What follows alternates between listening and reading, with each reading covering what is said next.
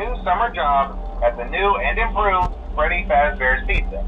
I'm here to talk you through some of the things you can expect to see during your first week here and to help you get started down this new and exciting career path.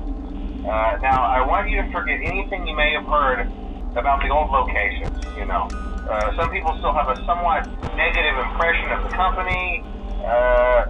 That old restaurant was kind of left to rot for quite a while, but I want to reassure you, Fazbear Entertainment is committed to family fun and above all, safety. They've spent a small fortune on these new animatronics. Facial recognition, advanced mobility. They even let them walk around during the day. Isn't that neat? But most importantly, they're all tied into some kind of criminal database so they can detect a predator a mile away. Heck, we should be paying them to guard you. Now that being said, no new system is without its kinks. You're only the second guard to work at that location. The first guy finished his week but complained about conditions. We switched him over to the day shift. So, hey, lucky you, right? Mainly he expressed concern that certain characters seemed to move around at night and even attempted to get into his office. Now, from what we know, that should be impossible. That restaurant should be the safest place on Earth. So while our engineers don't really have an explanation for this, the working theory is that the robots were never given a proper night mode. So when it gets quiet, they think they're in the wrong room. So then they go try to find where the people are, and in this case, that's your office. So our temporary solution is this. There's a music box over by the prize counter, and it's rigged to be wound up remotely. So just every once in a while, switch over to the prize counter video feed and wind it up for a few seconds. It doesn't seem to affect all of the animatronics, but it does affect one of them. And as for the rest of them, we have an even easier solution. You see, there may be a minor glitch in the system, something about robots seeing you as an endoskeleton without a costume on and wanting to stuff you into a suit. So hey, we've given you an empty Freddy Fazbear head. Problem solved. You can put it on any time and leave it on for as long as you want. Eventually anything that wandered in will wander back out. Something else worth mentioning is kind of the quirky modern design of the building. You may have noticed there are no doors for you to close.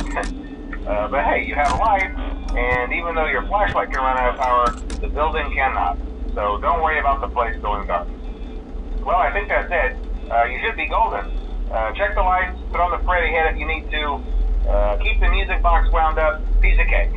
Have a good night, and I'll talk to you tomorrow.